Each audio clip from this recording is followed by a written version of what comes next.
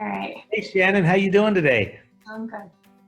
Excellent. So what if a buyer agent or a buyer in a purchase contract waives the appraisal contingency?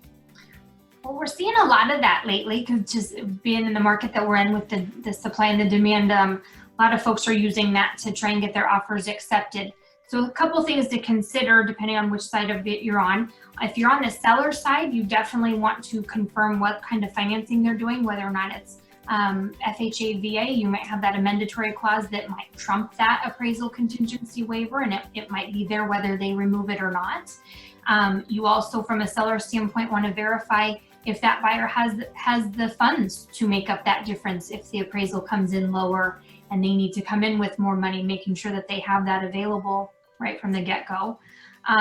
On the buyer side of that, I would say you also want to be careful to protect your buyer in capping that amount. Maybe it's they only have an extra $10,000 to apply towards that. So you want to cap that appraisal comes in more than a $10,000 gap, then they would have the appraisal contingency. So rather than waiving it entirely, you might want to just have a certain amount that they would be willing to cover if it comes in different.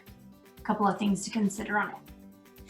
Yeah, and I just want to add to that, strategy of this agent that was that made an offer on one of my properties that was only on the market hours. It was an FHA loan. They wrote in there that the buyer waives the contingency, but really they were just trying to win the deal. He did tell me later on that during the home inspection period, if the appraisal didn't come in, they were going to cancel based on that. Mm-hmm. So it's amazing what you can get out of the cross-sell agent by just asking some questions and also advising. I took some time to advise him that because it's an FHA buyer, you cannot remove the appraisal contingency. Right.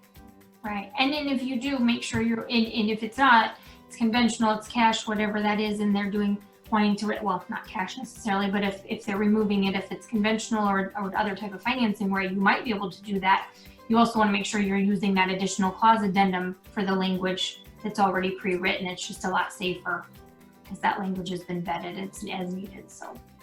Sure. And if you haven't looked at the AAR clause addendum, there's a lot of great information in there. There is. All right. Thank you.